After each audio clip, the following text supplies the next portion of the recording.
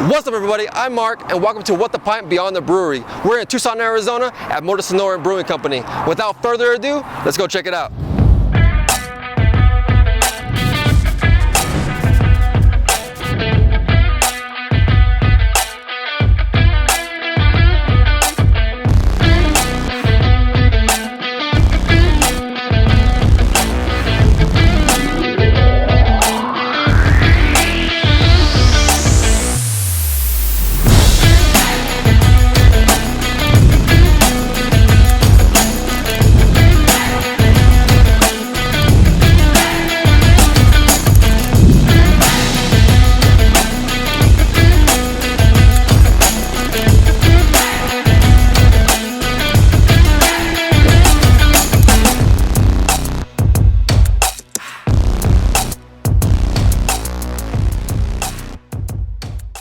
All right, we're here with Jeff and Jeremy, the two owners of the MotoSonora Brewing Company. How's it going? Good. Hey, man. Thanks for having us on episode 1. For sure. Thanks for being a part of this.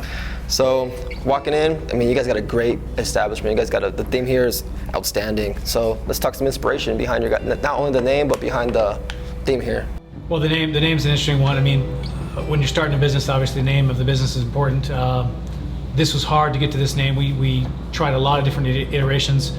We wanted something we could trademark, something we could have for a long time and really protect.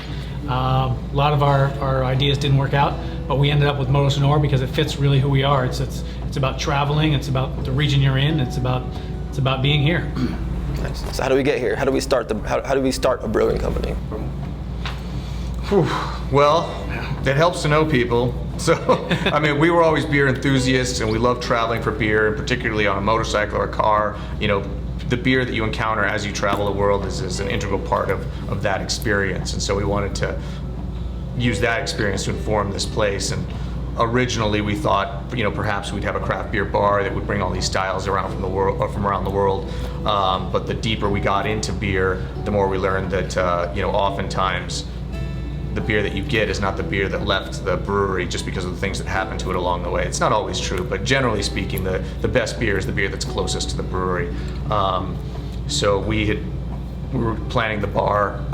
In fact, we were in Africa driving around in some old Toyotas and Land Rovers and things like that, and experiencing all these weird African beers that we never tasted before.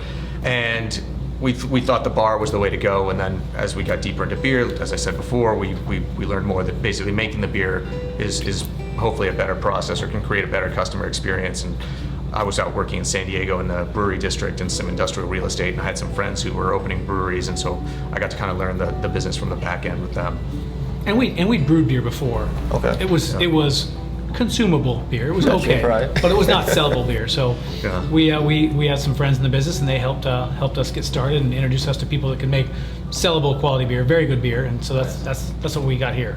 So, brewing beer, is that little or next to no experience outside of drinking the beer? Little, very little, yeah. I had some friends in college who were brewing beer, but they were fermenting it in their closet in Tucson in the summer, and so it was a way to get drunk very cheaply, but it was not a good experience. So, You drank it because you had to. You drank it because you had to. That's why. Yeah, growing up, we always thought that you had to, rather than make your own beer to get what you wanted, you had to just seek it out. Right. And that's a little different than the traditional craft beer route, which is the home brewer who wanted to make the styles that he wanted to make because he couldn't find them, or she, and that's how they went. We went the other way, where it was like, well, we just travel further and deeper to try and find what we wanted, just because our experience brewing was so poor. Right.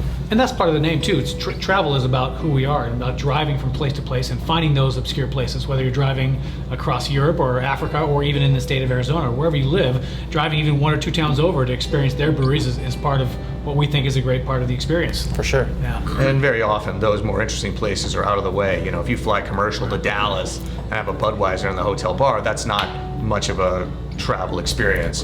Whereas if you're riding your motorcycle through the Midwest and you go to New Glarus, or you can just get a spotted cow, whatever, that is a much more, makes a deeper impression on you. Yeah, and very often the more obscure little breweries are the most entertaining, and sometimes the best beers. I mean, there's places all over the place. Right. Yeah. So how long have you guys been open now? It's been one of the newer breweries in town, I think. Yeah, I think still the newest. Yeah, and it depends on how you define open. We had a soft opening in this building on March 14th of 2020, but we were brewing beer out in California at a friend's facility and shipping it over here just to get our name out there, get some beer in the world, test the market, and that went pretty well. And so, yeah, March 14th was a couple days before they shut down for the pandemic, and so it was an interesting year for sure. For sure. So you guys were already out here before you guys opened up shop? Yeah, a few the months. Beer was okay. For 4 or sure. 5 months, something like that, yeah. Nice. So, MotoSonora, if you guys could sum it up, one word, one sentence, how would you guys do that? Driven by quality. Yeah. Beer has to come first. I mean, as much as we like our branding and we like our theme, the beer absolutely has to come first, and we're aiming to be one of the best in the world. I know that's a big reach, but we're gonna try. For sure. And quality means the beer and the experience and our beer garden and everything you see here. We tried to think about every little detail of this place. Got you. So going into that beer garden and just the overall experience here, I'm a customer, I'm walking through this door, what is it that you're hoping that customer is gonna take away from here? Uniqueness, something special, something that's like, oh, I can't get this anywhere else. This is a special place that has incredible beer and an incredible beer garden, and because it's special in that way, they'll want to come back, I hope. Yeah, and we want to make an impression. We don't want you to come in, even if you had like a beer that you really liked, I don't want you to say 3 months from now, like, where did I get that Doppelbock that I like so much? You know, we want to stick in your brain and be like, oh yeah, I want to go back to Moto. For sure. Yeah, because I mean, that beer garden alone, it's like you're on a little vacation. That's exactly what we want, a little adventure back in the beer That garden. just warmed my heart right there. That's exactly what we were aiming Right, for. yeah. So nice. So going into, I mean, there's several different types of beer. So when you guys are thinking about a new batch, or what is it that you want the customer to experience coming from these new batch of beers that you guys got? Well, that depends on the intention of the beer. You know, we brew a lot of traditional beers, and in those cases, we want the person to experience that traditional beer in the way that they would get it in Germany or Belgium or whatever. But then we also brew, you know, some of the more, for lack of a better word, cutting edge styles, like a double IPA, double juicy IPA. So, you know, if you're getting served that beer, I want you to have a very different experience than if you're trying our Marzen that came out for Oktoberfest. So we want to have a big enough menu to appeal to a bunch of different people. So if you come in and say, oh, this beer is just like I remember in Germany, that's great, that's a win for us. Or if you come in and go, oh man, this double IPA is so unique, I've never had anything like it, I love it, I want to come back, that's also a win. So we approach each beer very differently. Gotcha, for sure. So, I mean, in the craft beer world, collaborations is everything, especially right now. I think I'm seeing it a little bit more often than not.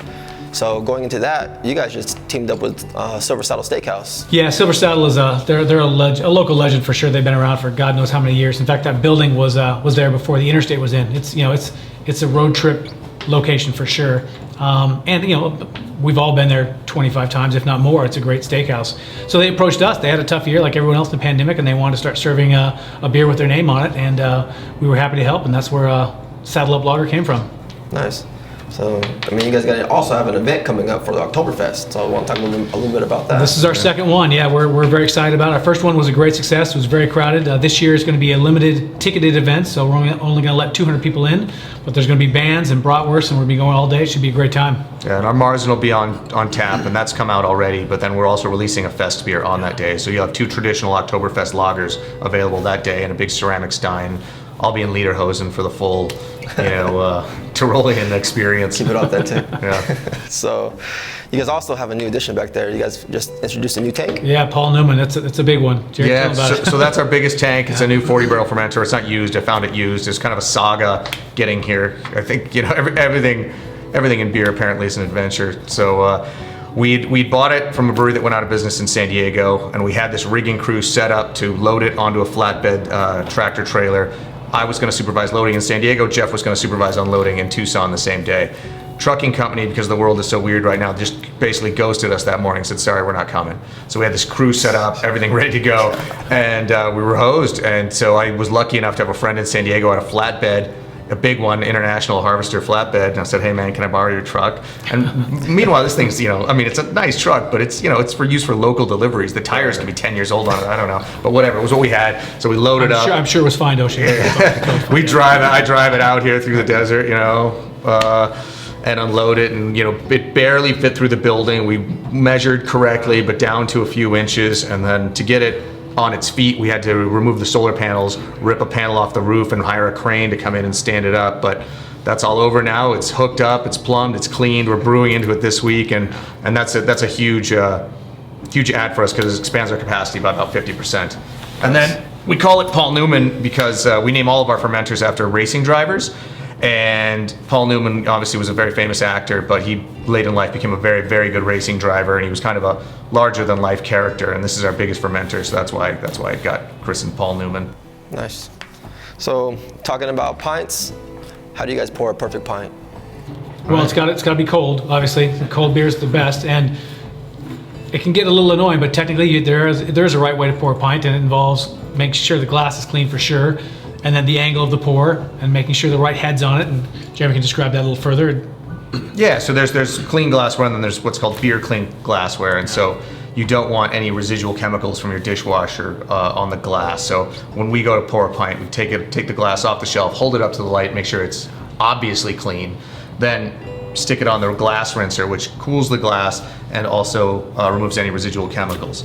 Then when you come up to the tap itself, pull on the handle, pour it a few seconds to purge that line, because there's lots of beer that's been sitting in that line that's, could be mildly oxidized from the, exposure to the tap.